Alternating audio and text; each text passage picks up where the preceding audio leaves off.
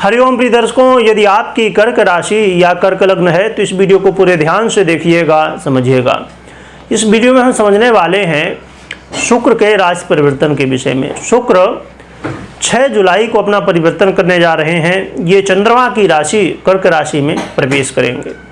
तो देखा जाए तो ये शुक्र का जो परिवर्तन है, थोड़ा सा इसे गहराई से समझने की जरूरत है, क्योंकि ये थोड़ा विचित्र परिवर्तन है। विचित्र मैं क्यों कह रहा हूँ, क्योंकि ये एक तो चंद्रमा की राशि में गोचर करेंगे जो कि इनके शत्रु की राशि है, और दूसरी तरफ यहाँ पर स्थितियाँ क्या बनने वाली हैं कि ये सूर्य के साथ युति भी करेंगे, यानी कि 16 जुलाई से सूर्य भी कर्क राशि में आ जाएंगे।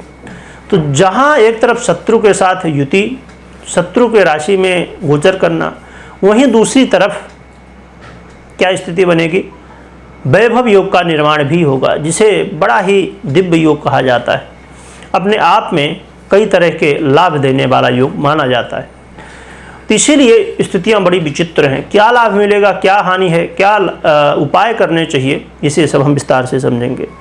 तो देखा जाए तो शुक्र महाराज आपके सुख भाव के और आय भाव के अधिपति होते हुए आपके लग्न में ही गोचर करेंगे और आपकी राशि में ही गोचर करने वाले हैं। दूसरी तरफ ये आपके दाम्पत्य से भी संबंध बनाएंगे।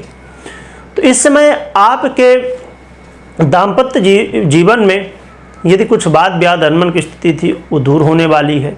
परंतु ये 16-15 तारीख तक समझिए, फिर 16 जुलाई से जहाँ सूर्य आ जाएंगे तो ये स्थितियाँ थोड़ी गंभीर हो जाएंगी, क्योंकि जानते हैं कि सूर्य की दृष्टि दाम्पत्य जीवन में बहुत ज़्यादा श्रेष्ठ नहीं मानी जाती है। परंतु शुक्र की दृष्टि होगी तो बहुत ज़्यादा गंभीर स्थितियाँ वाद विवाद होगा, परंतु उतना ज़्यादा नहीं जो कि एक अलगाव की स्थिति पैदा करे। तो इसलिए आपको थोड़ा सा दाम्पत्य जीवन में संयम बरतना होगा और अपने विपरीत के प्रति सम्मान रखना होगा। व्यापारियों के लिए धन लाभदायक होगा।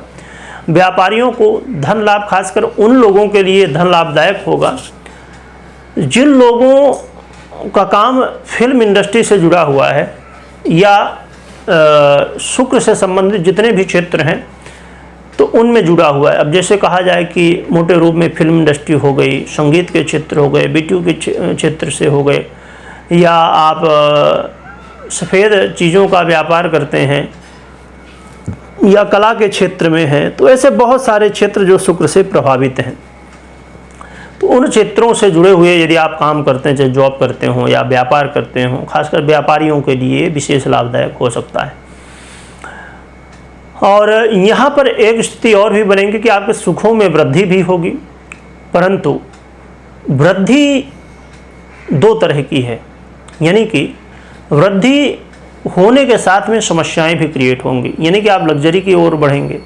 आप अपने जीवन में कोशिश करेंगे कि जो सांसारिक सुख है उसे मैं प्राप्त करूं, परंतु इसमें कई बार विचित्र स्थितियां बनेंगी कि आप लाभ की जगह हानि की ओर बढ़ेंगे। एक तो लग्जरी जब आप प्राप्त करेंगे वहां पर धन खर्च तो होगा ही, दूसरी तरफ विपरीत के प्रति आपका आकर्षण बढ़ सकता है। तो अपने मन को थोड़ा स्थिर रखिए, आपका मन विपरीत के प्रति आकर्षित ना हो, इस बात का विशेष ध्यान रखिए। ब्रह्मचर्य का पालन जितना हो सके तो करिए, उतना अच्छा है।